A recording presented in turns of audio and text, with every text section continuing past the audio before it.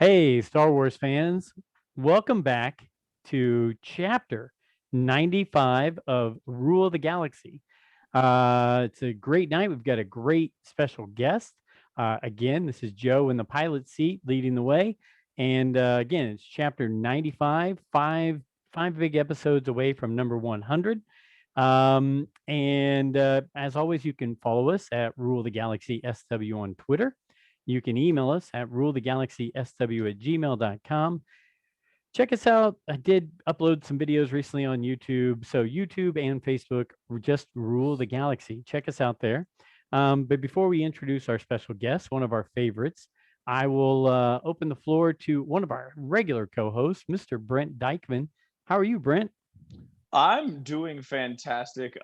Been stressful for the last couple weeks. School just started up and getting the summer out of some of those students, as well as retraining them to behave in a non-COVID uh, school day has been a little stressful. So I'm excited to talk the wars.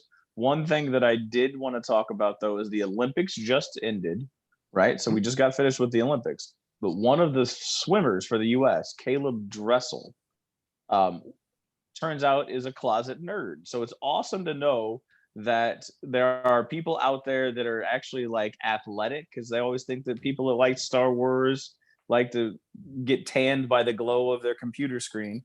But so he went on the Today Show, and if he won certain medals or whatever, one thing he wanted to get as a reward was a Millennium Falcon Lego set. So the Today Show presented him with the Millennium Falcon Lego set, and you know how there's different tiers of that set, right? There's different prices. I think his first response was, "Ooh, you guys went all out too. You got the big one." So my wife saw it and called me up instantly and just said, "Yeah, there's more nerds out there in this world." So more power to Caleb Dressel. I love to hear it. Good shout out there. Caleb Dressel, congrats. And happy you got the Millennium Falcon there. I can't even afford that one, so glad you got that. And you know what? If you won some medals, that's a good door prize there for you. So, Right? so yeah, you know what? I didn't watch hardly any of the Olympics this year, Brent. I'm sorry. I should have. I know. Shame on me. Shame, Shame. shame. Shame on Joe. Shame on Joe. Well, one of our other guests tonight is Miss Jessica. She runs the podcast Stories by Darksaber Light, she's known as the Duchess of Darksaber Light. We just call her the Mandalorian historian and the Corky Kreese fan club leader. Jessica, thank you for being a part of the show. Well, thank you so much for having me back.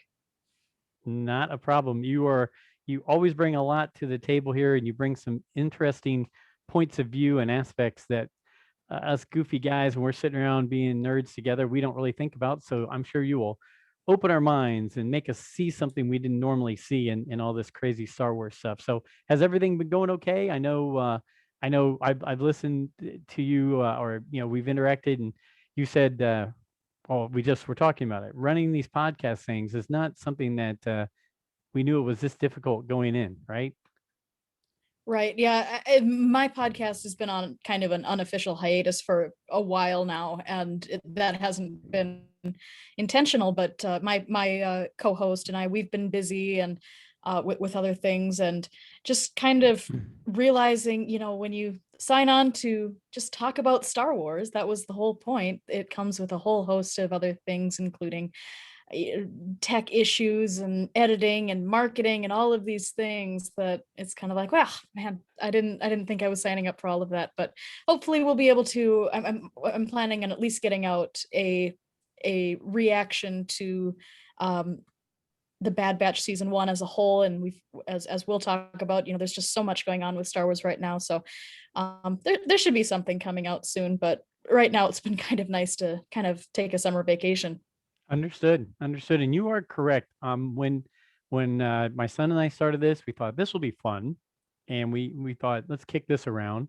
And then when we revamped it and he was no longer available, and it was me and my group of pals here, man, for a while we were cruising. We would do 2 and 3 shows a week, and then we all just kind of said, wow, that's a lot. And gosh, there's Twitter to be involved with, and Facebook to be involved with, and other people in the community, and next thing you know, you're like, wow, we're putting a lot of time and effort into this, and this was just supposed to be relaxing and fun, and as Brent said earlier, an escape from the real world. So that's what we try to make this show about. I will say before we kick in, again, a special congrats to Dave Jones for winning the Jackson 6-inch Black Series that we gave away. I was really happy. He posted something on Twitter with that today, and we're really excited it showed up to his house and nobody took it off his doorstep, And then also as a thank you for our sign back here, I made sure that I got a Jackson over to D-Doc 42. And so it showed up at his house. And I was really excited that it showed up for him as well. And, we want to keep doing that kind of stuff. We want to be involved with the fans and involved with the community. And you know what? People who follow us and listen to us, we want to make sure we do something nice for them every now and then. So thank you both for being here. I know it's busy and hectic, but let's just bounce around before we get into Bad Batch, which I think we all can agree for any kind of complaints or any kind of, oh, this is going okay. I know I'm pretty sure that chapter 15 of this Return to Kamino, I think we'll get a thumbs up from all of us and hit all the right spots. And I wish Alfie could be here. For those of you listening, Alfie is facing some COVID right now, and he's battling that. And I think he's okay. He said it's like a really tough cold, and he's getting through. And so we'll wish him the best. And then some of our other co-hosts have some things going on. Wish you guys the best as well. And I know we look forward to having you back. But let's just bounce around some quick hot topics here. One, I thought this was fun and interesting. A guy who doesn't get enough credit off the screen, but I think we all give him enough credit on the screen. The Palps himself, Emperor Palpatine, Ian McDiarmid, turned 77 years old today. And, I think after it's all said and done, the guy deserves a lot of credit for what he does in Star Wars, not only on the screen, but off the screen. But any thoughts on Ian McDiarmid, 77 years old? Of course, happy birthday. Brent, go right ahead. So because this is what I know, or at least what I understand, he played the Emperor and was all made up during the original, right? The, what is it? Return of the Jedi. God, I can't get them straight in my head these days. So Return of the Jedi, he was the Emperor and all made up and makeup. Then he played the Senator, right? He came back and played Senator Palpatine. So how old? Like he had to have been like 25, 30 when he was Return of the Jedi. Like that's a lot of makeup and like to make him look so old and decrepit like he looked. So that was 38 years ago in Jedi. So 1982, 39 years ago. So he's 77. So what, 40, he's 38 Really? years old. And they just did him up in the makeup. I did find it interesting. And one of the things that always gets everybody is obviously now in the new Blu-ray releases and the new updated releases, he's now the person in Empire as well. But originally it was somebody else. I think somebody told me, was the rumor right that the lady who played the Wicked Witch from Wizard of Oz was actually the on-screen hologram person with a different voice behind her? That's what I Margaret heard. Hamilton? Huh? Margaret Hamilton? That somebody told me that the rumor was that in 1980 or whatever, the person who played that was that saggy face. Look it up. I don't know. It's probably another one of those internet rumors, but it wasn't him, his voice or him on the hologram. So Empire originally was on him, but now it is. But yeah, now he appears in Empire, Jedi, all 3 prequel films, and the Rise of Skywalker, which he shouldn't have been in, but that's for a different day. Jess, you can keep me honest on that. I'm sure you'll do research and rip on my goofy theory or thought process that somebody threw out there. But what do you think? Emperor Palpatine, Ian McDiarmid, 77 years old. I hope I'm still doing something as busy and keeping as busy as he is when I'm 77. I mean, he's this almost the same age as me when he did Return of the Jedi. There you go. That's crazy. He's a couple years younger. I'm 41, so a couple years younger, but I didn't realize, okay. There you go. That franchise really set him up for life. Right? Yeah. A couple houses on the beach. You do Return of the Jedi, and then you get called back to be the a primary focus in the prequel trilogy, and then you get called back for the Rise of Skywalker. So many people hate villains. Like in real life, they think of those people as they're actually villains. But I've never heard of a Star Wars fan who doesn't love Ian McDiarmid and what he does and like how involved he is with the community. So I was watching a Netflix show.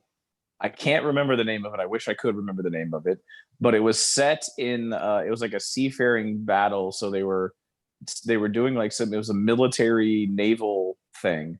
And I heard the voice and I said, that's Palpatine. And my wife looked at me like and just rolled her eyes. And then I couldn't see him, but I just heard the voice. And I was just going to say, because he's not in a lot of other stuff. And so I can't tell you what it was. My wife was watching a Netflix show and she really wasn't into it. So I didn't pay attention to the name of it. But anyways, it was just interesting because I'd never really seen him in anything other than Star Wars, but I definitely knew who it was from the voice. I liked him in oh goodness, Johnny Depp, Christina Ricci, Legend of Sleepy Hollow, maybe. He played a small bit character in that, which I just, of course, went, oh, Emperor Palpatine. But I mean, come on, we always joke around. Palps is everywhere. So yeah, I don't know. So let's see. Hold on, Duchess, do you subscribe to this all-powerful Palpatine, that we need to bow to Palpatine and that he is this master? And like, are you a Palpatine supporter? Where do you fall in that? I mean, like, okay, so I'm an anti-Palpatine. I'm not. Say more about that. Okay, so I don't want to subscribe to the fact that Palpatine is this great, powerful, all-knowing, all-seeing, all-controlling puppet master. Another thing was like Alfie. There, I guess in some of the expanded universe, Alfie talks about the dark side was so strong inside of him that it deformed him. So that's why the body was deformed, and he kept having to change his essence into other bodies or something like that. Like, was he really that powerful from what your headcanon tells you? Like, where do you fall in like Palpatine and love of Palpatine? To defeat Palpatine required a prophecy related to one chosen one. If you have a prophecy related to one chosen one, that villain better be pretty good. He was. Yeah, Voldemort too. I mean, yeah, same concept, right? I mean, it's basically a similar story. I just think that you can't have too many villains who start to, get to that same level or even eclipse him, because after you do, then what's the point? There's great villains in Star Wars, and this is again topic for an entire other day.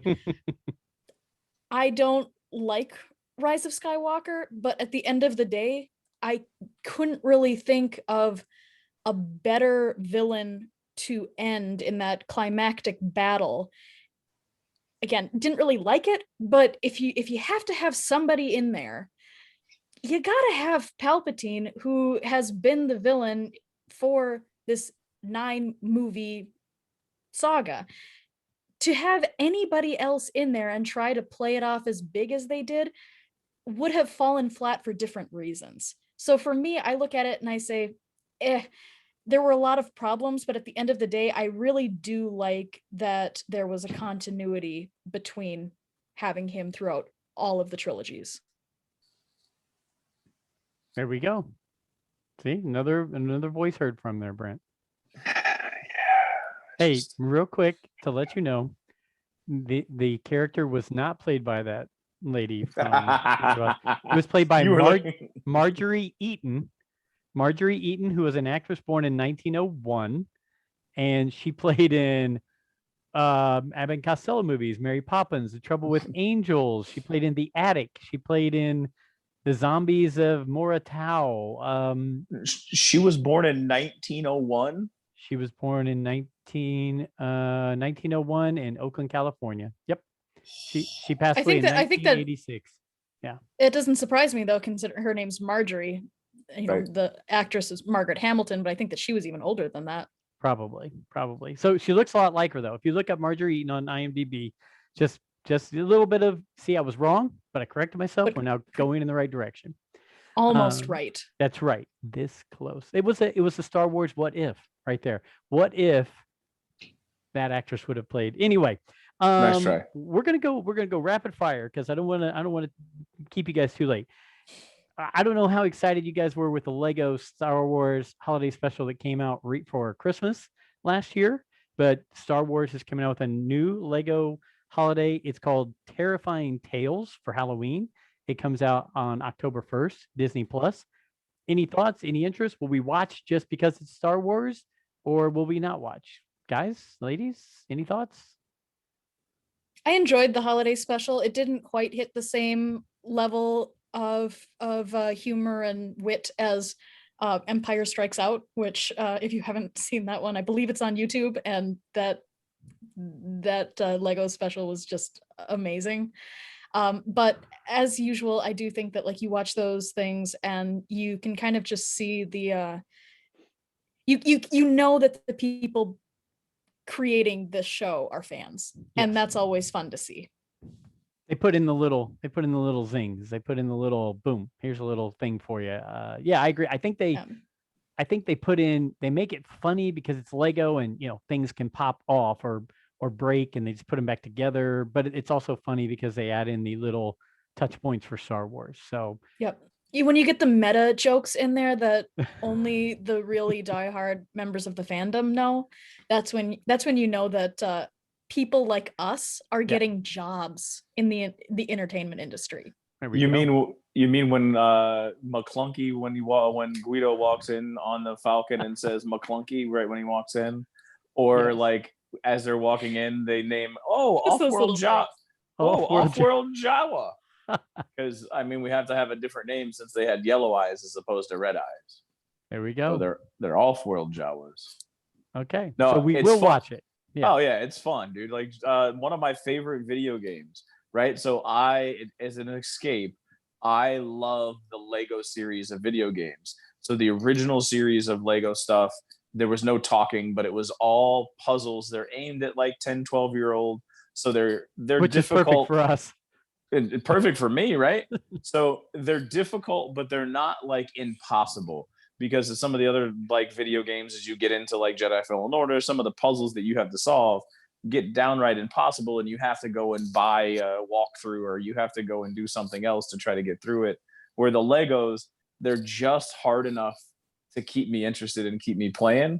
And they have a Lord of the, or they don't have a, I think they have Lord of the Rings. They have Harry Potter's. They have I'm trying to think of the one that I can't think of. Pirates of the Caribbean.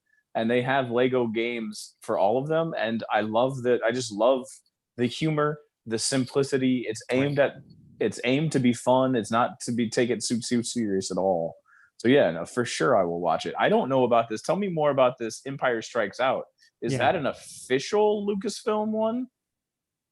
Oh, I'm not even sure. It was one of the Lego specials that they did a while back. I just found it on YouTube one day.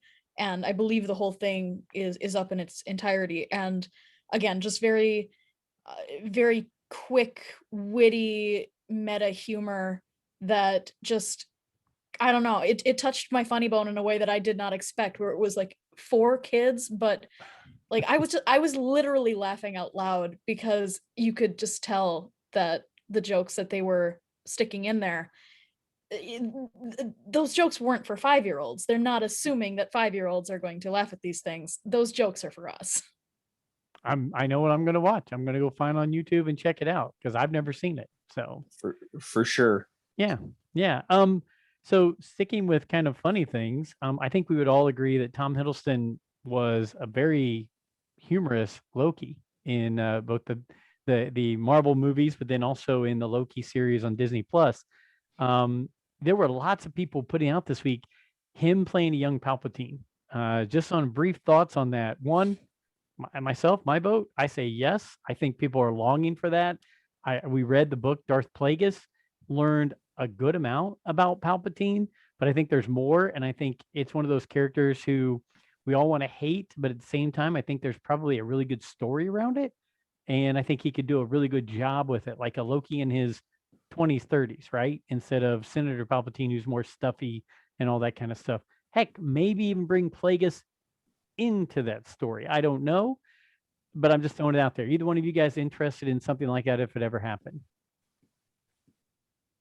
I'd be interested to see how, if they did that, how they would portray him. We've seen a marked increase in the number of villain stories that we've gotten recently with things like Maleficent and Cruella and things like that. And I don't know. I really wonder what they would do with Palpatine, because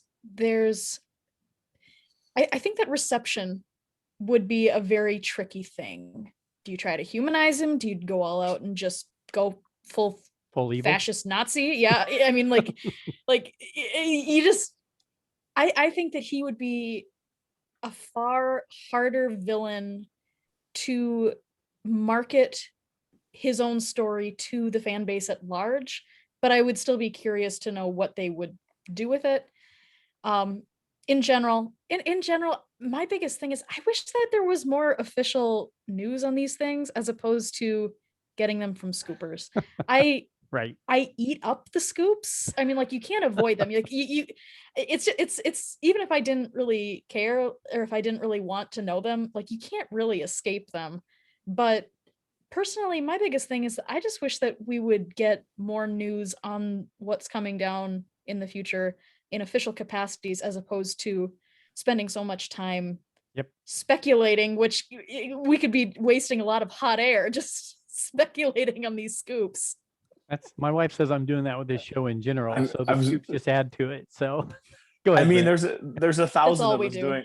I was gonna say there's 1,000 of us. That's all they do, and that's why there's 1,000 people, because they all want to get their voice out there to say, "Hey, I thought this or I thought that." Tom Hiddleston's good, like a good choice for that, because he does do a sinister well, and he can kind of hide his sinisterness with the Loki character. And I also think that he takes well to disguises or putting on makeup and making him look a little bit different. Like, he can take on personas and take on, as far as watching some of his other work. I know the Acolyte's coming out. Maybe throw him in that. Like, Hiddleston's, when you mentioned that earlier, Hiddleston sounds good. But here's my thing, and this is kind of like, since we brought some Marvel up, you Duchess, you mentioned that, like, you have one big bad and he is big and all powerful. And this is where my brain's blown, because it was because of Loki. Then my brain is blown because we spent 22 movies building up to be Thanos being the big bad, and then they blow that out of the water with Loki, right? So, and like, they make it look like that was just like child's play. So I know we're talking Star Wars, but like that same kind of concept of the big bad and build to something bigger. And with Star Wars, it was Palpatine. And while I don't think he should have been in it, it's one of those things, like, who else could have been the big bad? Just like you said, Hiddleston would be a great Palpatine. And I think they could do, and what you're saying is that you don't know if they can market it to the fan base. On the flip side, I do think that there is this, like, love to hate him, like I have. Like, I love to hate the fact that people love him, right? And I do think that there is a fan base of Palpatine supporters out there that would eat up anything Sith or dark side, because I do believe that there are people. Heck, Alfie would probably be one of them. Alfie would be one of them. I think Nick even too. Nick would. Both of those would eat up. Those are just two guys in our podcast. But I think that just from talking to them and talking to other people, there's a void of a lot of good canonized and or visual dark side stuff. And I think that if it's done well, there is an appetite for it. And I think, or at least I'm hoping, that's kind of what the Acolyte is going to try to tap into. But yeah, so I like Hiddleston would be good, but I don't know, like, is there anybody else that would be a good, like, teen young Palpatine? I'm sure there are. My daughter, who watches every movie and knows every teen heartthrob, every guy in his teens and 20s who is the new thing, Timothy Chalamet or whatever. I mean, I don't know, somebody I like mean, that, Joseph Gordon-Levitt too. I mean, she should probably like. Oh, she I'm loves, not. yeah, Oh, I know, right? JGL. Like, I Yeah. know she loves him, right? But I don't know. Like, it's hard to think of anybody. It's hard to think of anybody until they're in that role, I guess. I think that whoever you choose, I mean, like, it doesn't have to be Tom, but it has No. to be someone like Tom who has a classical training. Mhm. Palpatine, and that's why I think that if he was ever approached, I think that he would eat up a role like Palpatine, because Tom has shown that, through his love of Loki, that he treats these more pop culture franchise characters as very meaty classical roles. He knows Loki and Loki's mythology like the back of his hand, and he knows that Palpatine, it would be a very meaty theatrical part as well. So it's got to I be like it. somebody who's got that kind of natural charisma that is going to give themselves over to that role, because this is not just your typical baddie in a movie. There's so much weight to that Correct. character. No, I agree. So just a couple nuggets about him though. So I became enamored with a British talk show called the Graham Norton Show, So and good. it is so good and Blows every American talk show oh out my of the god, water. it's amazing. It's worth. I spend hours just watching the clips, the 3-minute clips. But there's an awesome 3-minute clip with Hiddleston, where this is why I brought up the fact that I think he could play any role. He is great at impersonating. There's a clip of him doing an Al Pacino, Robert Really? De Niro from the show Heat. So he was doing it in front of Robert De Niro, and he was doing a great Al Pacino, Robert De Niro in front of De Niro, and it was hysterical. And I mean, it's good, and he pays, like you said, he is very trained. He would be studied in it. I think you would have to. I think this goes back to also making the movies like The Acolyte. I think talking or listen to the articles or reading the articles of the person who's the showrunner for The Acolyte, Headland. Mm-hmm. Leslie Headland. She comes across as very studied in Star Wars and a fan of Star Wars first. Then she's going to be making the show, and I feel like you almost have to have somebody that understands the gravitas, like you said. Like, so if it isn't Hiddleston, but that person needs to put the work in to understand what this person means. I'm gonna go just off on a tangent, down a rabbit hole real quick. You mentioned the movie Heat. I personally this week took the time to watch the Val Kilmer show on Amazon. I don't know if either one of you checked it out. It's a documentary.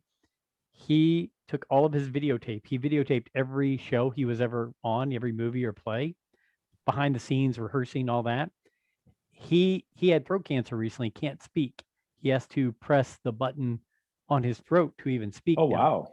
I So didn't know it was that bad. Yeah, and so his son did the narration. Sounded very, very similar. But I will tell you, and I'll tell our listeners, he was in Heat with De Niro and Pacino. And seeing that and hearing you say that, I'm just going to tell you, it's very dark, it's very deep. But if you haven't seen that show on Amazon, 2 thumbs up from Joe. It really makes you look back at the career of Val Kilmer and go, wow, there's a lot going on there. That's a side tangent. Didn't mean to go that No way, worries. but you just brought it up and it struck a chord with me. Another quick topic. Look, we all saw the announcement this week of the Star Wars Galactic Cruiser at Galaxy's Edge coming out. I have been to Galaxy's Edge. I know Brent has been there. I enjoyed it. I love everything Star Wars. I could have loved this more. I think there's some things they could have done differently or made it a little more fan friendly than I think that it presently is. I enjoyed it. I like it. This Galactic Starcruiser, I think everyone on this podcast, plus people who listen to us, would love to go on that someday. I just don't know how we're physically going to do it. If there's 2 of you, I think it's $1,500 per night each. If there's 4 of you, I think it's $750 per person per night each, and it's a minimum 2-night stay. And I saw they have a schedule for the entire time you're there where you get like 3 hours at Galaxy's Edge. The rest of the time, it's a regimented schedule the whole time you're there. I don't know if I'll ever make it there. Maybe if I hit the lottery or if I get some good retirement plan set up, I'll do it. But I would like to hear your two thoughts. Is it set up for the elite rich? What is the deal with the Galactic Cruiser? Do you want to go, and what are your thoughts on it? Either one. Go ahead, Brent. Have you been on a cruise? No, I have not been on a cruise. I don't have any desire. I don't have a desire to go on a cruise. When I go places, I just want to go. I don't want to see him from the shore and go see him for a day. So, are cruises set up for the wealthy? I mean, in general, the traditional cruise. I mean, that is kind of the stereotype of a traditional cruise, I would say. I mean, that is what you would think of. Oh, you went on a cruise, right? Do I have an interest and a desire? Yes. Am I gonna have a FOMO of this event? No. I'm cool. I can miss out on it. Like I don't have to like. There is no fear of missing out from this one because there is no way at this current pricing that I would be able to go. Would it be cool? Yeah, because I'm looking around and I would, if I saw a window and I saw the moons of Yavin or wherever we're flying through, and I know how crystal clear it'll look, and it'll look like we're flying. mm-hmm. It'll look like we're on a Starcruiser. Would it be awesome? Yes. Can I miss it? Yes. Okay. Well, I think we're on the same page. Okay. How about you, Miss Jess? You know, they're going to save me a lot of money because they decided to go with a sequel era Imperial environment. I really, if they had made it look like the Jedi Temple in the prequel era, I'd be there. I personally don't really feel a need to go. Okay. So for you, it's the era. It's like you would be willing to fork out the $7,000 for 2 nights if it was the Jedi Temple. Let's just say that I would be more conflicted about it. I honestly don't. I've never even been to Disney World, Disneyland, any of these places. I don't really have anything to kind of be like, oh yeah, like I really enjoyed that. I'm not a huge fan of amusement parks or those kinds of things. I'm curious about it, and I'm curious about this because I do think that it's really special that like this is not just some kind of experience that we've seen before. Nope. You know, we're seeing stuff like, you know, they allow you to dress up. They you know, there's a mission here. It's supposed to be this very submersive experience, and that's all very attractive to me. So if it was something that was a little bit more my area that I was interested in, I would definitely want to see it. And even this, I would love to see it, but those prices came out and it really was just like, okay, well, I mean, I guess that this is what you've chosen. I mean, as big and wealthy as Disney is, I mean, they've only got room for so many people. Well, if you've only got a certain amount of supply, well, they can charge whatever they want, and they've limited it, and I can't really blame them for doing that because these kinds of things, nobody would want an experience like this if there were thousands of people around them. Correct. And let's face it, somebody is going to pay it. Someone will. My thing is that I am waiting for the people who are willing to fork out the money for YouTube views to go and film it. Let me see it. I want to know what's going on and what this mission is and exactly what kind of experience you're having. But I will observe it in the exact same way that I observe all Star Wars media, which is from the comfort of my home and on my computer screen. I like it. I would recommend going through Galaxy's Edge though. Like as Joe said, it's fun.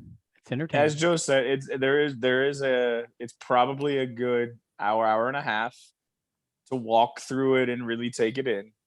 I wouldn't say you would have to keep going back to it, but I do say that as a Star Wars fan, you will look around the corner and you will see things. They did a very good job of theming everything. It's fun to fly the Millennium Falcon. It is. I sat in the Chewie chair and I got to punch it into hyperspace, and I had a giggle and I was laughing the entire time like a little 4-year-old child. Loved it. Yeah, so I would recommend going to the Galaxy's Edge. Again, it was more enjoyable because I was in COVID restriction time, so the crowds were not nearly as big. Lines weren't as long.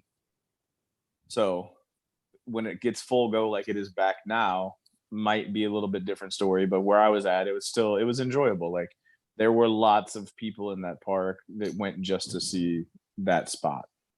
And yeah, I would really love to do that. There's an experience there, and I think that part of that, there's something about experiences like that where, part of me wants the bigger crowds, if and when it's safe to have that all happen again, because part of the enjoyment of that must be just crowd watching. Yeah. Joe and I would probably enjoy just sitting at spot and people watching.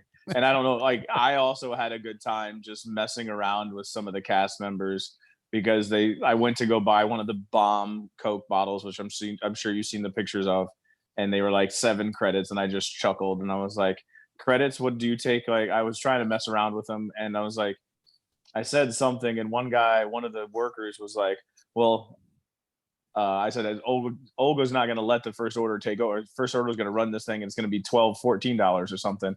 He's like, I hope not. Olga won't let him because she's Olga's Cantina, runs the Batu.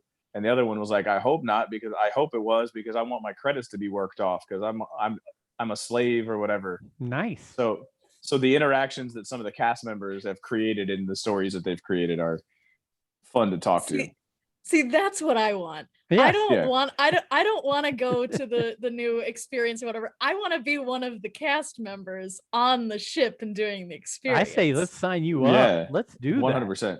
that. Let's do a GoFundMe to get her to be one of the cast members. That'd be fun. So I think all in all, would we do it? Possibly. Can we afford it? Probably not. Do we want to see what other people think? Yes. We'll go from there. Okay. So that's the overall run on that. 2 more quick hits before we hit Bad Batch. 1, Jess, I saw you post something today. Disney is looking for an actress to play Sabine Wren. Now, Brent and I are both big Sabine Wren fans from Rebels, but he also loves Sabine from Star Wars Legion that he plays. So we have a very good connection to Sabine. You put out there some topics on it and some thoughts on it. What are your guys' thoughts on that? 1, I want to see her in live action, but Jess, what do you have on that for us? Oh, I mean, it'll be so fun when we finally do see her in live action. I am very curious to see who they're planning to have play her. I think that there has been kind of an interesting dynamic between, now we've kind of got almost a history here of animated characters going into live action and vice versa when you look at people like Fennec Shand for Bad Batch. And, there are reasons why you might not cast a voice actor in a live action role, but there are often times when it is very easy to do so. We saw that with Ming-Na Wen and with Katie Sackhoff, and they both just did a fantastic job. And I think that, my thing is that I fully believe that Dave Filoni cast Rebels using both voice and live action actors because he knew that this was coming. I mean, he even told Katie Sackhoff back in season 4 of the Clone Wars that this could become a live action gig someday. So it was clearly on his mind even way back then. So I look at that and I go, Tia Sircar, who voices Sabine, she's perfect. She killed it on The Good Place and other shows, and she's said she'd love to do it. And I think that when possible, if you can maintain the continuity between the voice actors and the live action actors, if they're willing to do it, if they're able to do the physicality and whatnot and look the part, that's always going to be preferable to me, because you put it in the hands of people who already know these characters. And in this case, she's spent 4 seasons with her and she knows this character. And I think that that's who I want to see. You're gonna have, if they cast somebody other than her, you know, I always try to go in with an open mind, but you're really gonna have to convince me. Mhm. I struggled with Rosario Dawson as As did Ahsoka. I. Initially, I did as well. Yes. I feel like I look at her performance, and it's hard to tell from just one episode. One episode is basically like a trial run, and that's Yep. something that like has to be expected. But in these situations, I think that it's always going to be an uphill battle for live action actors who have not had that opportunity to grow with a character, to Mhm. take it over from a voice actor, and run with it. That's just a really hard thing. So Tia's my hope and my bet, but we'll have to see if Disney thinks the same thing. You got it. Brent, how about you? Are you down with Tia, or do you have other thoughts? I can't even place who Tia is. I was trying to think of The Good Place, never really watched The Good Place. So I have no visual reference to it. I was thinking that a lot of the features of Sabine are Asian in nature. Mhm. So there are some Asian tendencies. So I was thinking of somebody that would be in that world if I could name one. My mind went to, I know she's old and probably wouldn't be a good Sabine right now, was like a Lucy Liu type of character because of like the Charlie's Angels, but like somebody who has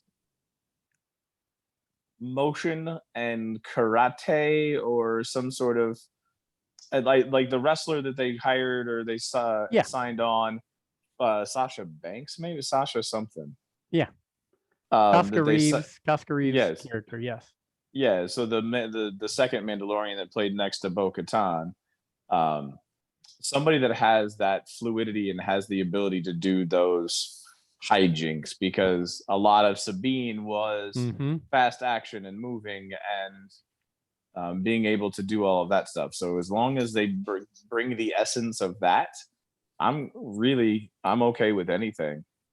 And I will say I'm open, just as Jess mentioned. I had a difficult time, but I'm with Ahsoka because of 7 years of Clone Wars, 4 year, off and on 4 years of Rebels, things like that. You get so used to Ashley Eckstein, the voice, the way she portrays a character, that it was very difficult. But as you stated, this was kind of a test run, and I'm more than willing to say, hey, let's go for a season with Rosario, see how it goes. I'm not discrediting the character. I thought she did really well in the episode she was in. I thought she played it very well. Um, but with this one, it'd be the same thing. I'd want Tia first, but if it doesn't go that way, as long as they put in the kind of effort and they stuck to the character as well as I think Rosario did, I would be okay with it as well. I think Bryn had a good point. She's so active.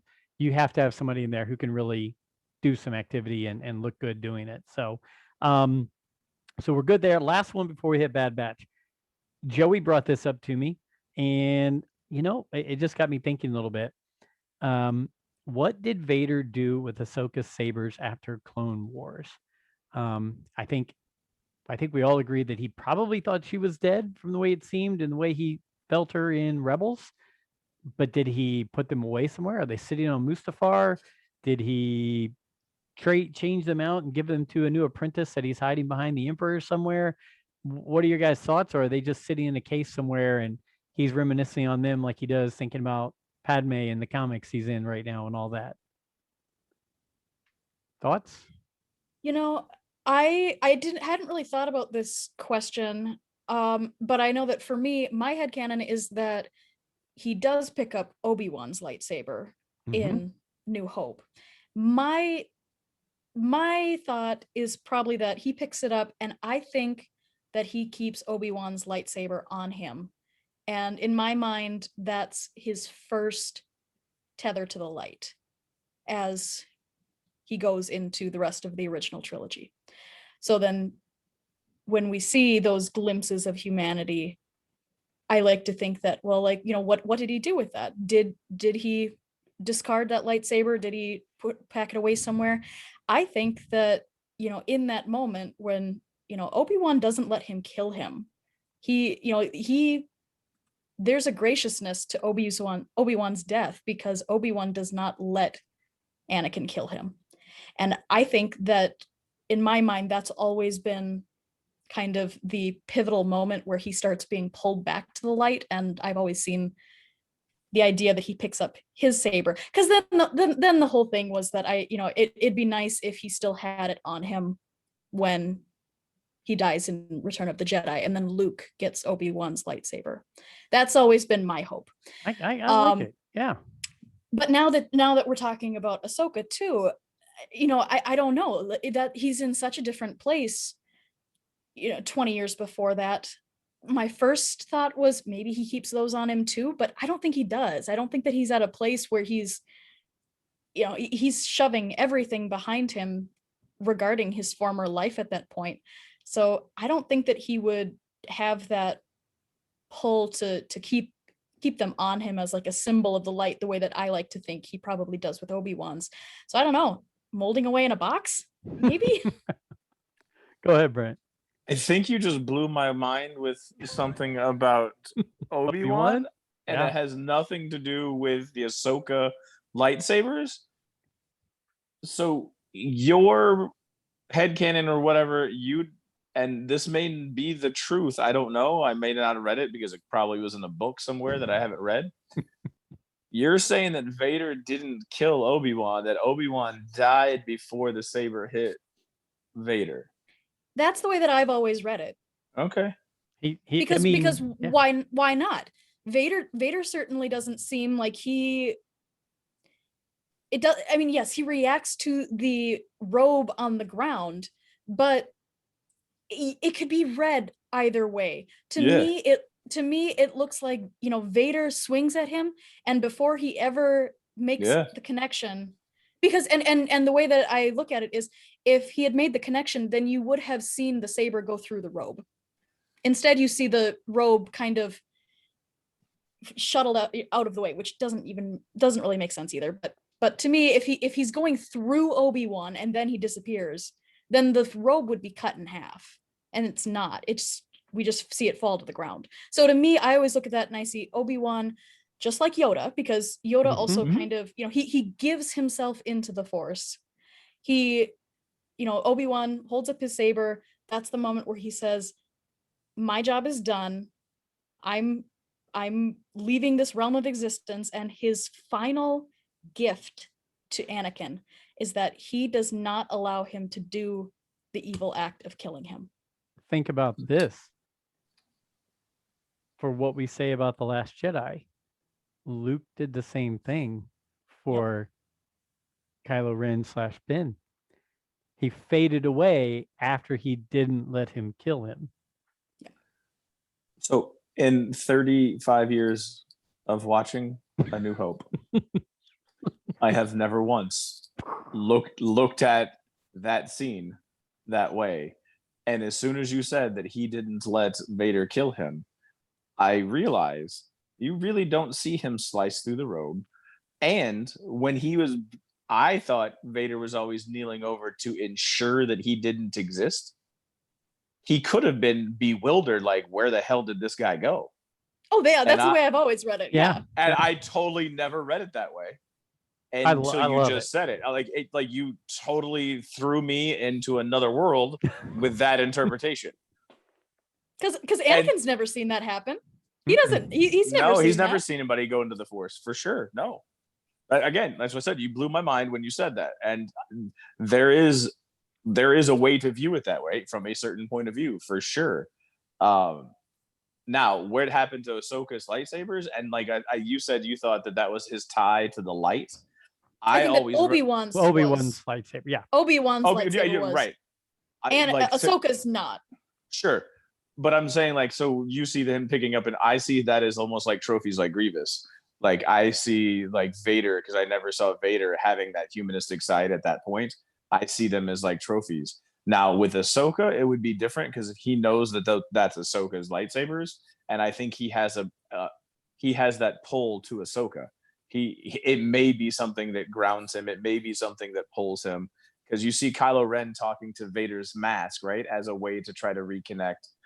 You see, I just finished the Kenobi book. Kenobi sits in meditation and talks to Qui-Gon all the time. So there are masters connecting back and forth, right? That is the thing about having a master or an apprentice. They're lifelong embodiments of you. You become strong friends with them. So I don't know if it would be a trophy. Hers would be a trophy, or it would be something like that he would try to ground himself or go into a chamber and try to figure out what's going on with them. But so I was going back to the Obi-Wan. I don't think Obi-Wan was a pull to the light. I always saw it as like a trophy. And Ahsoka's, well, we never see him pick up Obi-Wan's lightsaber. So even that is speculation on my part. All we see is him poking around the robe. Right. So, but to me, having him pick it up for whatever capacity is far preferable to believing that it was destroyed in the Death Star. But just think in this quick conversation, how we've I know for me, it's deepened my thoughts on a movie that's been out since 1977, as well as a show that came out a year ago. Was it a year ago with Clone Wars season 7? Year and a half ago. Year and a half about.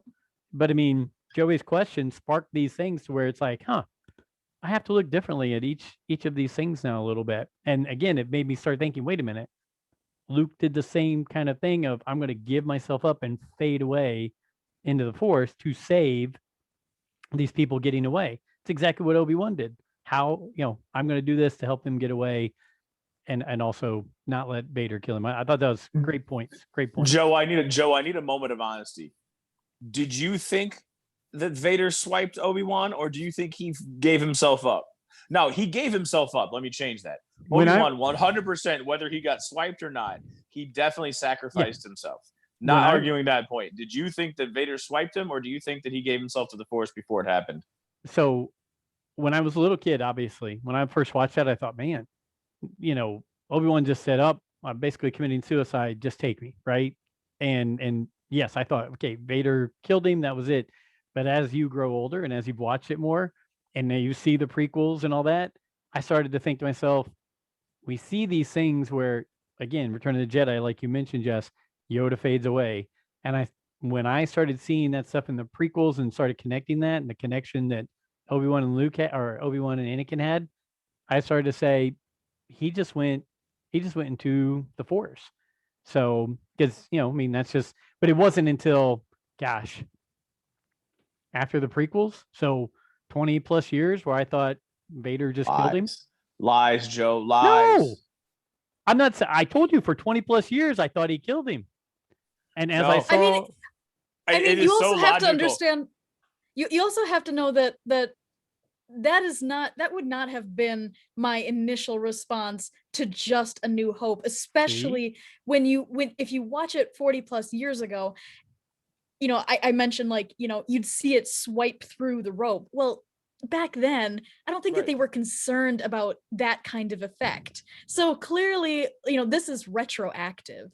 This is looking back and going, what would Obi-Wan have wanted?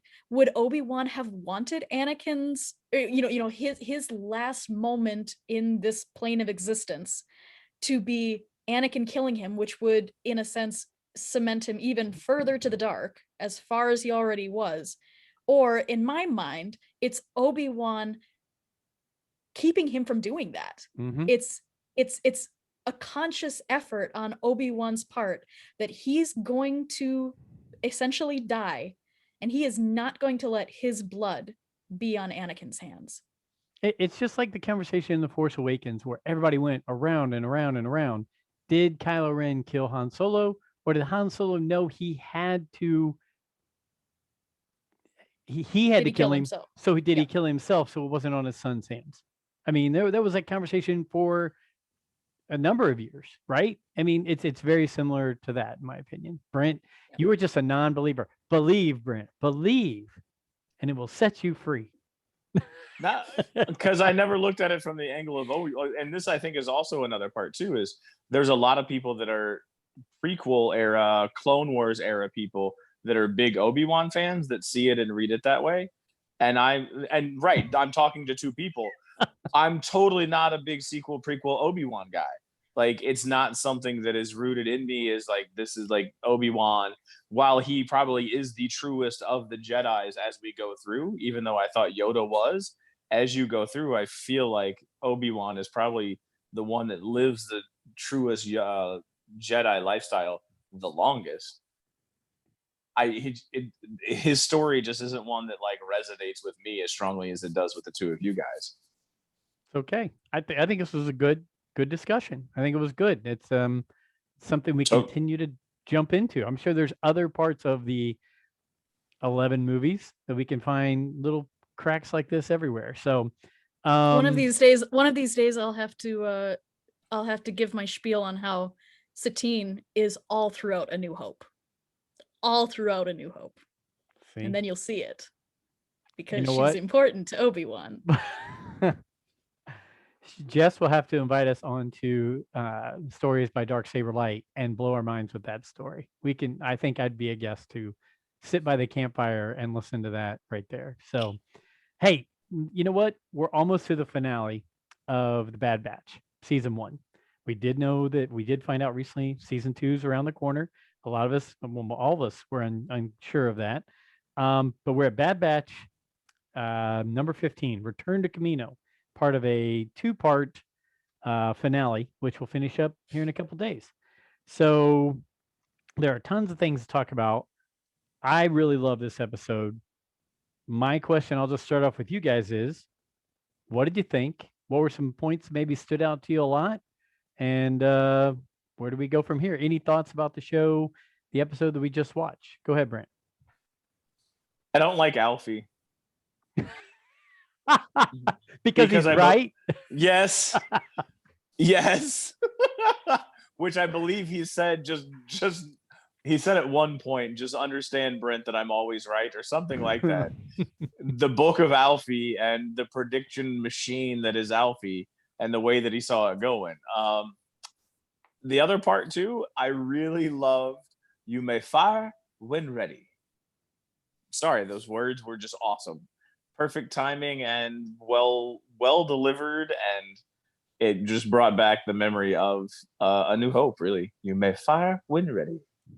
I agree. I think Stephen Stanton does a great job as Tarkin. Stephen Stanton said that he's been voicing Tarkin since 2010, and this is finally the culmination when he finally got to say that. Lovely. He does a great job. Jess, any key points like that stood out to you? It wasn't a surprise to me. No, I knew that this was what they were building to. I figured that, we haven't had an extremely strong overarching plot line through this first season, but it was clear that things were changing on Kamino. The Kaminoans were falling out of favor with the Empire, and we know that they're not around, later on in the story. So to me, I looked at it and I went, they're going, I'm still curious to see how much of the idea of the clone rebellion is going to be coming in the future. I thought that was also going to kind of be wrapped up in this, but it doesn't seem like we're really hitting that quite yet. But definitely this idea of like, they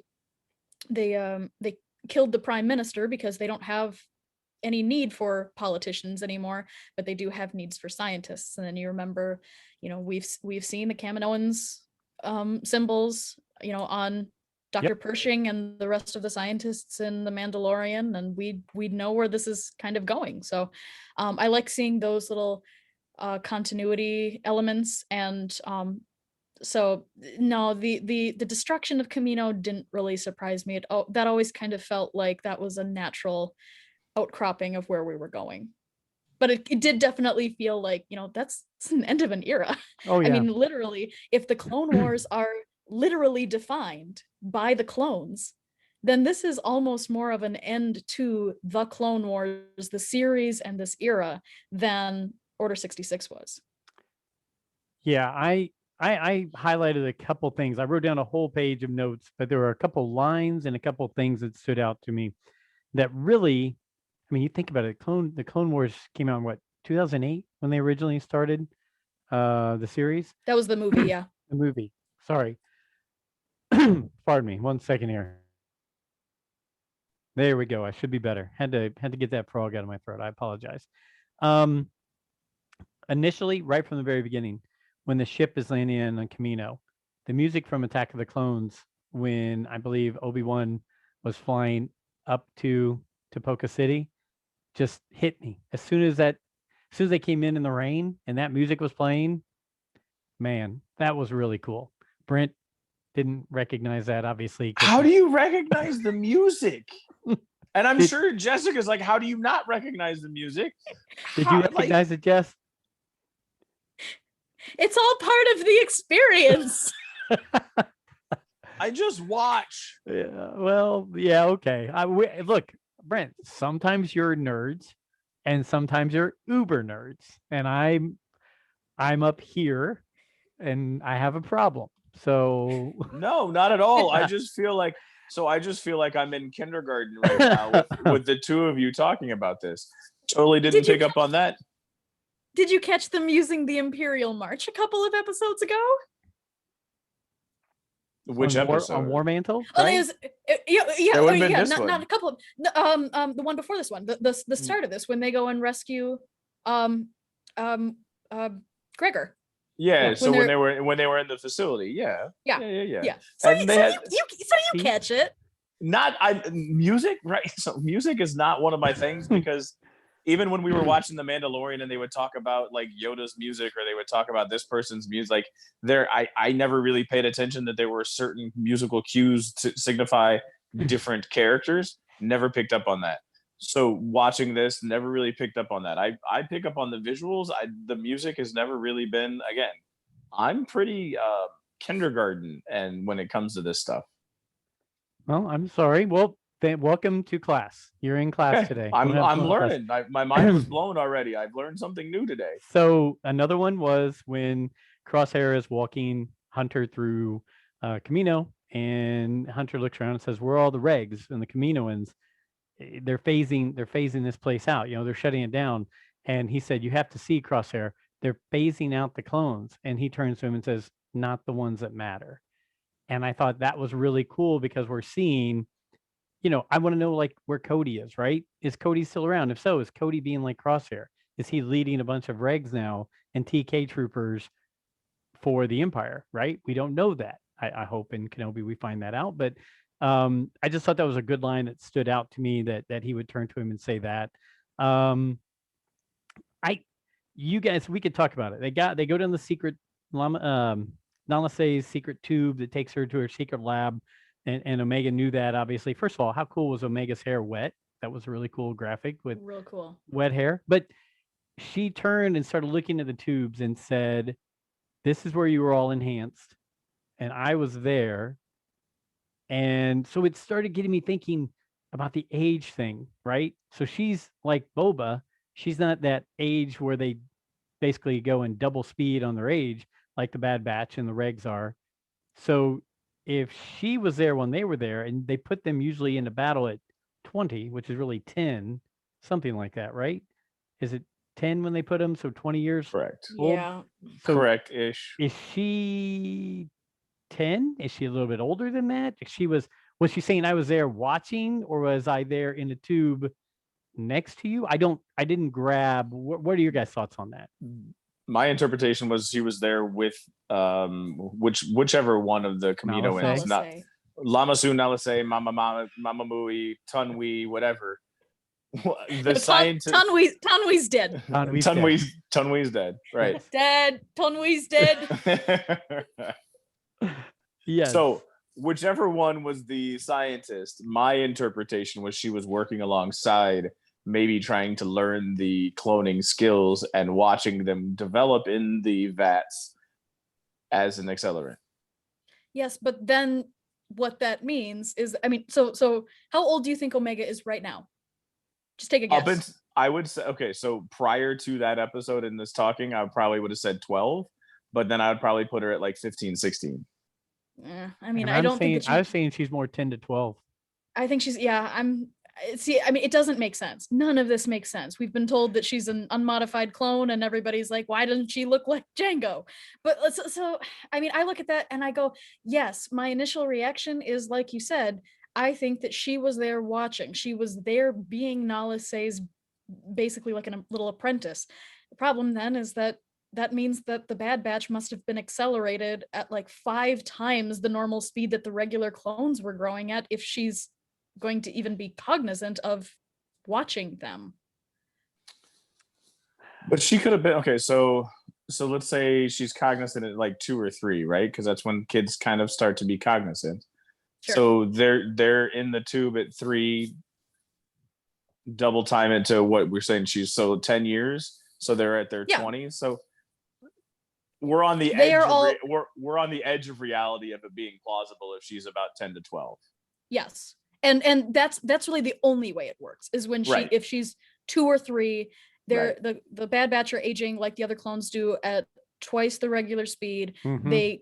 They basically go out, at this point they've already been out and fighting for years. I mean, that's the problem, is that if we are saying that they're kind of released into the military and those missions at 20, well, then you have to go back even further. But let's say that the Bad Batch are basically like they're the equivalent of like 16 years old when they're released, and they're out and they're doing work for a couple of years, like during the Clone Wars. That's about as far as you can get, but it's never going to work perfectly. So they could also have been in the tubes for a couple years before she was around as well. So that's another thing. And so they could have been alterations and experiments that were still growing in the tubes, and so therefore she watched them in the tubes when they were further along. You think that they were genetically they were modified when they were essentially like 10 years old? No, so like they were like a Gen 1 clone, and then they made Omega after that, so that Omega is 1 or 2, but they've been sitting and growing at their accelerated rate for a couple more years, but she sees them in the tube. There's also, I was thinking while you were talking, it seemed like there were a little bit of secrets being kept between Lama Su and Nala Se. Like they didn't seem to be on the same page at all times. And is it possible that Lama Su had been making everything in timelines, and she had been creating Omega at a different time, or lying about the age? No. Whichever one was the scientist was the one that was created it and lied then to the prime minister, who got killed by Crosshair. Was it Crosshair who killed him, or one of the other ones? No, he got killed by 2 regs. He got by 2 TK troopers. So I thought Rampart gave the order. Yep. Yeah, but they were in the dark suits. I didn't think they were white suits. I thought they were dark suits. They? I thought they were part of Crosshair's crew. So I thought it might have been Crosshair. They might. Either way, side tangent because I'm ADHD. What I'm saying is there's a couple ways that I think you could finagle it. And then the third thing is, who's to say that she is that age, and that could be something that could come out later, that this is all speculation of her age, and other things could come out in 2 days when we watch the last episode. I definitely think there's some hidden secrets going on in there. Obviously, I think we all believe that, because she's been an enigma of a character since day one. There's little bits that we learn. There's a lot that we haven't learned. And I think that now that we have a season 2, we're gonna pick up those pieces as we go along. So I want to believe that, but I don't think that there's a depth here. I think no. And the reason why I don't is because the clones have never been consistent. In the Clone Wars, I mean, it was so Attack of the Clones. Obi-Wan goes to Poca City. How many clones do they say that they have? 100,000. And it was more like on the way, 100,000, right? and like 100,000 with 1 million to go, or on its way, or something like that. So those clones are ready to go. In the Clone Wars, they sign on to 3 million more clones who haven't been created yet. That means that the bulk of this clone army, that means that there are about there are about 7 million identical twins who are about 3, 4, 5, 6 years old at this time in Star Wars, and we've never explored that. Wow. The clones don't have any consistency when it comes to their ages or their abilities and these kinds of things. So for me, I look at it and I go, what was the point? They needed a female character. They needed a kid character to get the young audience in. I personally don't think it's much deeper than that. Really? I know that there are secrets, but just look at the fact that, like, we've been told, I mean, it's really hard to know exactly what they're trying to say, but we've been told that this little girl is a first generation unaltered clone of Jango Fett. What do you do with that? Well, I think that the one thing that we can now with certainty say is that she does not have accelerated growth. That's about it. Yep. But I mean, there's been a lot of controversy over this whole thing on how on earth can you say that this is somebody who's supposed to be a clone of, of Jango Fett when she looks like this. So I look at that and I go, I still don't know if she's a Palpatine clone. I don't know if she's been spliced with Jedi DNA or something like that, because she looks like this. Mm-hmm. But we've been told something completely different, and they're not really going out of their, unless they just drop a bunch of secrets on us within the last 24 minutes of this season. They haven't really shown a willingness to show that there is an intentionality here. And I'm worried that there's not. Interesting. I will say this. I'm not one of those ones who sits there and goes, man, no matter what, I need to see over the next 3 or 4 seasons of Bad Batch what goes on with Omega. I like her. I think she's a cute kid in the show. That's nice. Brings some moral compass to some of them, with some things from time to time. I like the world building and story building going on in this time frame. So I think we've talked about the Bad Batch being a vehicle to just show how the universe is changing at this time. So I kind of gave up on the theory of, oh, she's a this or a that or whatever. And I just like, okay, I'm gonna follow along with the story they're feeding us, and that's what I'm gonna go with, because I really like seeing the troopers change over, and I really like seeing how the Empire is taking over planet by planet. And I like seeing the sprinkles of, hey, this person's going to be in Rebels, and here's where they were at this time frame, and all that kind of stuff. So I'm not going to, die on that hill of we must know what's going on with Omega. I do kind of feel like there's something hidden in there. Like they're going to take a left turn with us and show something different, but you might be right. She just might be the thing to catch people's eye that are kids and go, oh, look, there's a cute kid character in this Star Wars show. I don't know. Well, Brent? and Oh, go ahead. And to clarify, it's not that I don't think that there's not an intentionality behind Omega. I don't think that there's a consistency behind her, though. Like I said, that's Okay. more what I'm talking about in terms of like the ages of the clones. How did she see the Bad Batch growing? I don't really know if they're thinking about it deep enough to really be parsing out this timeline, especially when, like, again, think about what's going on. Obi-Wan shows up in Attack of the Clones and all of these clones are ready to go, but we've been told that that's because Sifo Dyas started the order. And that means that Omega has already been around.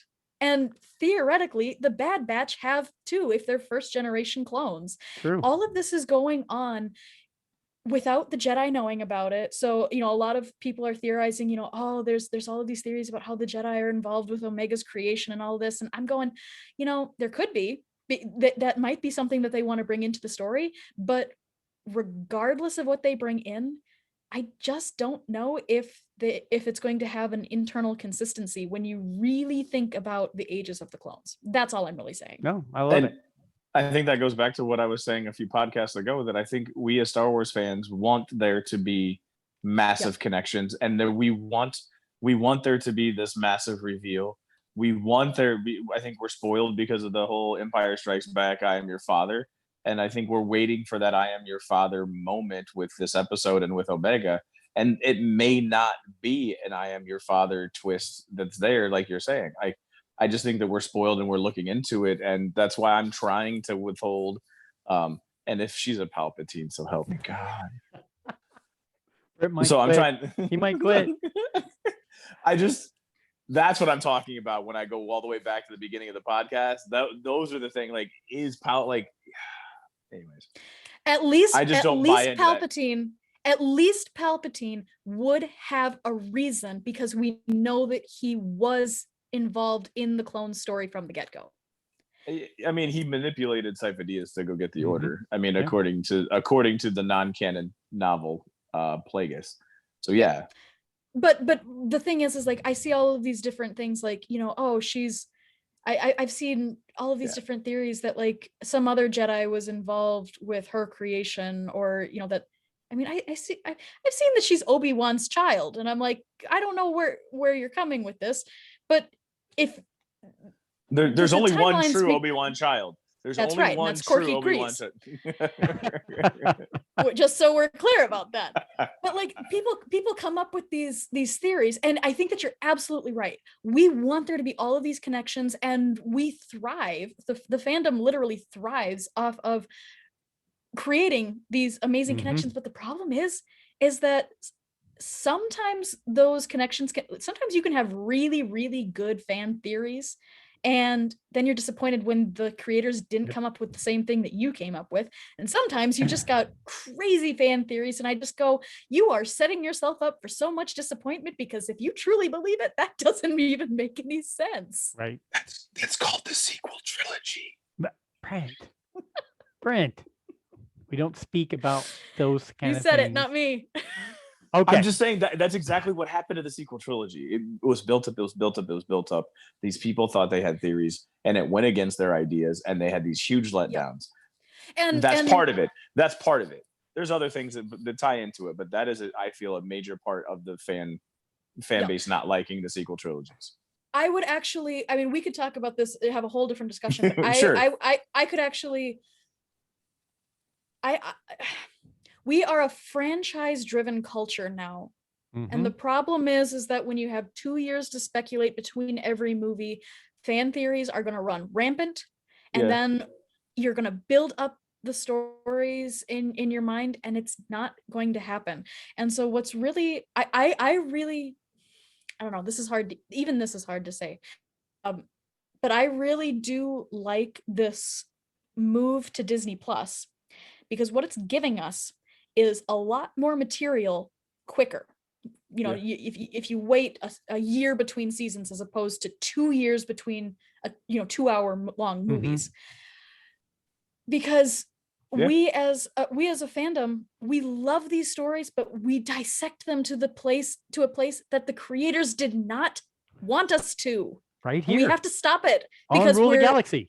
and it's great. It's great as long as you can say, if you're the kind of person who can theorize and then go into the movie recognizing that it's very likely that you're not going to be right, but then also judging what you do get, because there have been movies that go in a direction that I didn't expect at all, but it was still good.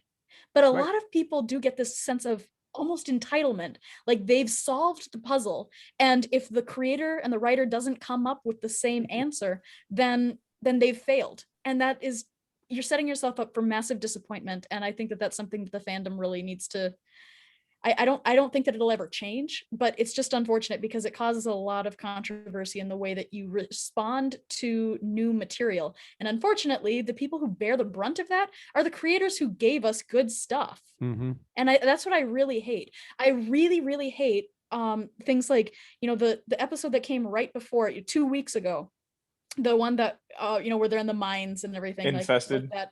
Yeah. And people just, they very much viewed that as filler and kind of disregarded it. And all of it's hard because you wait a whole week for a 24-minute episode, and if it doesn't land well with you, you feel a little cheated. I feel it too. But I looked at that and I went, okay, what do we have here? We have a breather, because I figured that the last 3 episodes were going to be an arc. So this was a breather in between. It wasn't indicative of what was coming next. But also, when you look at that episode and you look at Roland Durand, he's very clearly set up as a returning supporting character. Yep. So the first time that you meet a supporting character, just think about going back to the Clone Wars season 1, the first time that you see Hondo Ohnaka. You don't know who he is. I mean, he's a cool character, but you don't have any connection with him. Right. But just think about how beloved he comes. You have to give, especially in this first season, that space for things to just be built. And I really wish that the fans would recognize that, because the writers and directors and actors are all on Twitter. They see this stuff. Mm-hmm. And I look at that and I go, it doesn't make me want to be in that kind of business and be in a place where I'm able to give fans new content, because they might eventually come around to what you give them, but man, it's a rough road until you get there.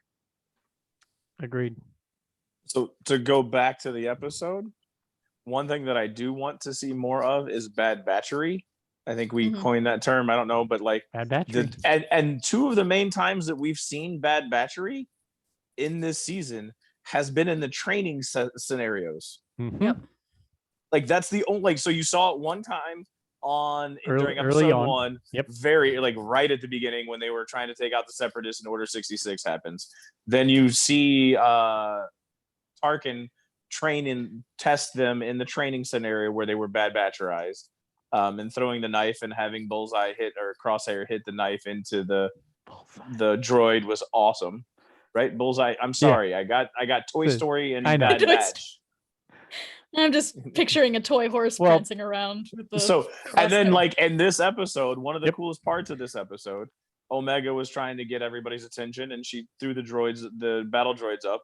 And there was some awesome bad batchery in the training scenario. It just sucks that we're in the same location, Kamino's training facility, to see the bad battery. When can we see them do that? Okay. To try to take out facilities and such. I'm going to follow on that, because I had that down in my notes and it was a key part that I had. One, there were some great lines put in there when and I'll just read through a couple of them and then lead into the training room. Crosshair, if I wanted you dead, you would be. You weren't loyal to me. I'm going to give you something that you didn't give me a chance, right? That I thought was some really good things to start twisting in your mind to say, where is this going? What's he doing? Where's he turning? And then he said, we are superior. Think of what all we could do together. And then when all the fighting happens, everything like that, he tells Hunter, don't make the same mistake twice. Don't become my enemy. And Hunter turns to him and says, we never were. All those lines I thought really did a great job of bringing them back together. You could see that brotherhood between them, but it happened in the training room, Brent. And why it's important is this. In the first few episodes of Clone Wars with rookies, those episodes with the rookie soldiers, they happen in, how do we get attached to Kamino? Seeing it started in that room. And here we are getting ready to blow the whole place up, and it's finishing in that room. And that to me is where it stood out. My son sent me a text and he's like, I'm a little like getting emotional a little bit because he's a prequel era kid. So he sees this beginning and this end happening in that same room. That original rookies group were fighting amongst themselves, trying to come together as band of brothers. And here are the Bad Batch closing it out. Still, when they get together, they work like a machine. That's the perfect bad battery we've been looking for, like you said. And yet here they are, and it's going the opposite direction where Crosshair is putting this ultimatum against them and everything like that. So I just thought it was very good to start Kamino and finish Kamino that way in that room. That's just my 2 cents on it. I could be wrong, but I thought the lines that Crosshair and Hunter had were really good. Go ahead, Jess. Well, I completely agree. It has to end where it began. And, you know, like you said, that's where we got attached to the clones, and we got attached to Echo, and we got attached to, you know, that Fives and Heavy. Fives and that's What just, about Clone 99, the old hunchback guy? We Come met on him. now. I was Yeah. yeah. And so we had to see that again. But I would also say that it's appropriate because, okay, so then this leads into the final, the big question, which is, does Crosshair really have his chip removed? Because a lot of people, the people who really like Crosshair, are really pointing to the fact that he does not have the same scar that the other ones do on his head. Personally, I think that he has had it removed. I think that the implication is that it was removed when he was treated for his burns, and so you do see the scarring from that burn on his head. And so for me, I looked at those people and said, I don't think that, I think that you're looking for something that isn't supposed to exist because they've explained it away in a different way. But I do think that it's appropriate because right now there is kind of this question on where does Crosshair's loyalties lie. And the thing is that when they're in the training room, Crosshair knows where his loyalties lie. He knew where they lay originally at the beginning of the show, and when they've trained there before. And then in this case, his loyalties matched up with the rest of his brothers in the same way, which is why it was appropriate that we got them fighting together. If they're just on some battlefield and it truly is the Bad Batch fighting against a bunch of Imperials, and Crosshair is saying, I'm aligned with these Imperials now, you'd never get that. But it's appropriate that the training room is where they're brought back together, because that's originally where their purposes did align the first time. I like it. Brent, any thoughts? Or have we gone too deep in the well like we do with Palpatine on the clones? No. I had an epiphany a minute ago, but I didn't.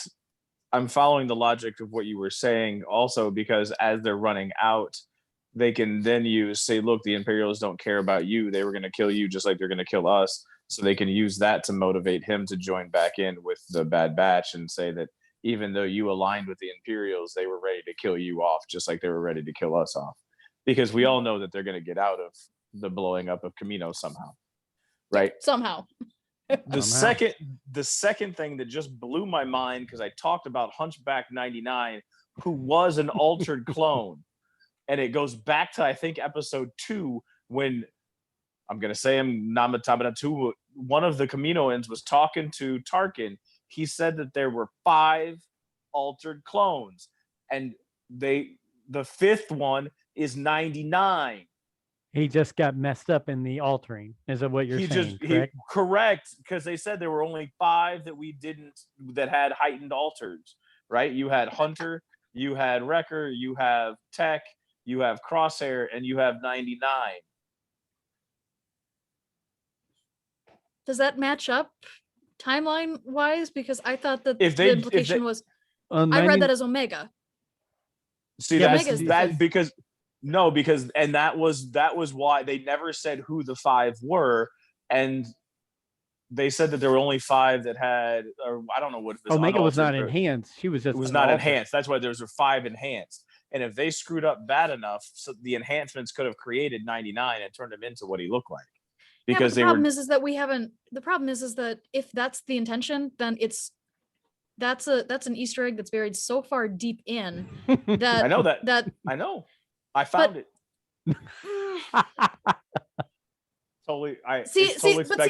Total speculation. I'm just like, the problem that I have with that, because again, this gets back to the consistency issue with Omega. We've been told that she's unaltered, but at the beginning of this series, they were really going out of their way to really show that, like, it seems like she's got some very special, abilities. She just picks up the gun and whatnot, and we were all going, oh, okay, well, there's clearly something here, and then we're told something else. But I just feel like I think she got lucky when she picked up the gun, and everybody literally, she got lucky when she picked up the gun, but everybody wanted her to be special, so they saw something special in her because we were wanting there to be something special in her. I think that she was just lucky that she shot it.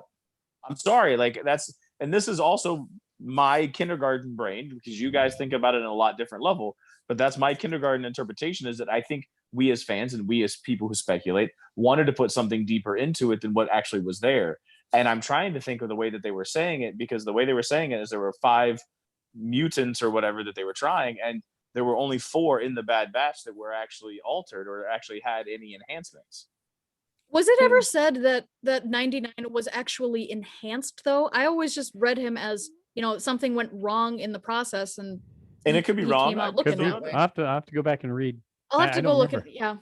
Because see, the way that I look at it is this, and that, yeah, totally fine. And yeah, like for me, like I am trying to read it like, okay, what's going through the minds of the writers? Clearly somebody had to write that line about 5 clones. They know what they're saying. Mm-hmm. So in theater and in storytelling, we talk about Chekhov's gun, which is the idea that if you have a gun on the stage, the gun has to go off sometime during the story.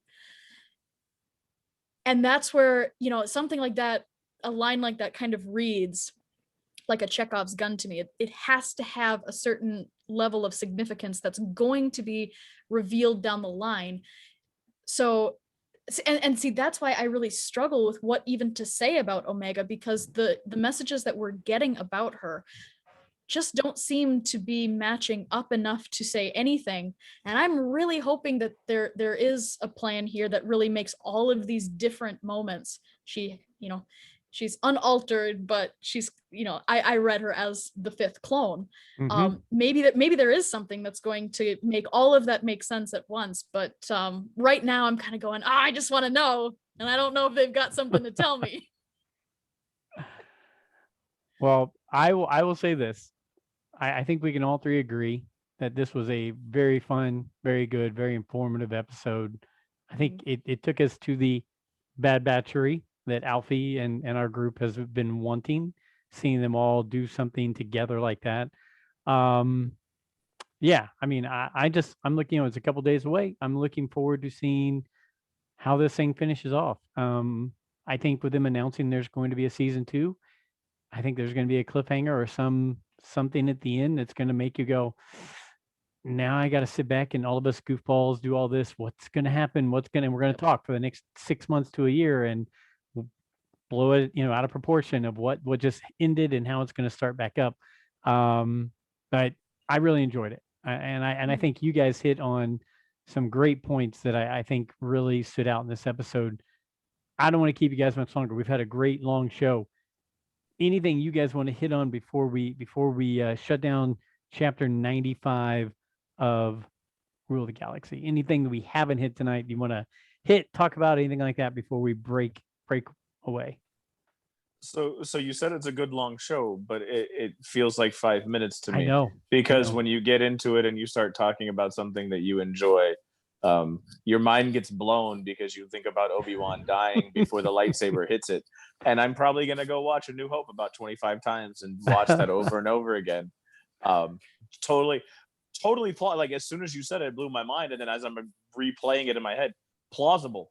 Totally plausible. Never looked at it that way before until you just mentioned it. So thank you for rocking my Star Wars world on that one for sure. And now, Brent, I'm going to go watch the first few episodes where Clone 99's in. Yeah. To see what he talks about, the lines he drops, just to see if there's a match on it. Because Filoni does work in some weird stuff like that too. He does go back and work in some stuff from what I've paid attention to. Anyway, sorry. Yeah. No, Jeff. Thank you for. Go ahead, Brent. Good. Okay. Jess, thank you for coming. Thanks for being our special guest this week. You brought in the things that we weren't looking for and some aspects that really open up our eyes to some things. Is there anything you want to hit on? Anything you want to talk about before we end the show? I mean, it's fun to be able to do this and to continually, even as we recognize that analyzing these things at such a deep level can lead to unwarranted expectations or even disappointments when things don't play out, which that's just the nature of the thing.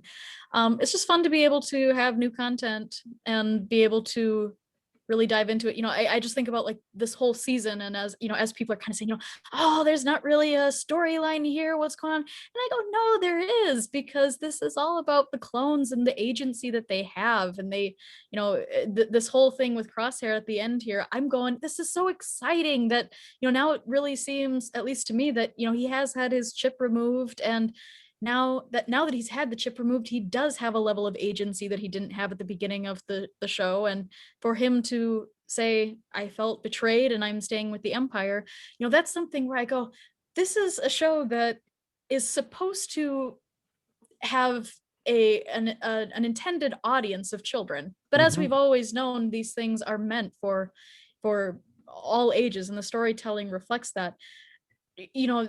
Would I have liked it to have a little bit more of a cohesive narrative? I definitely, there were things that I was hoping would happen, and we didn't get that yet this season, but we've got more coming. But I just look at it and I go, what fun to be able to expound on a franchise that genuinely is smart and intentional and keeps us asking big questions and trying to find big answers. So I just think it's a lot of fun.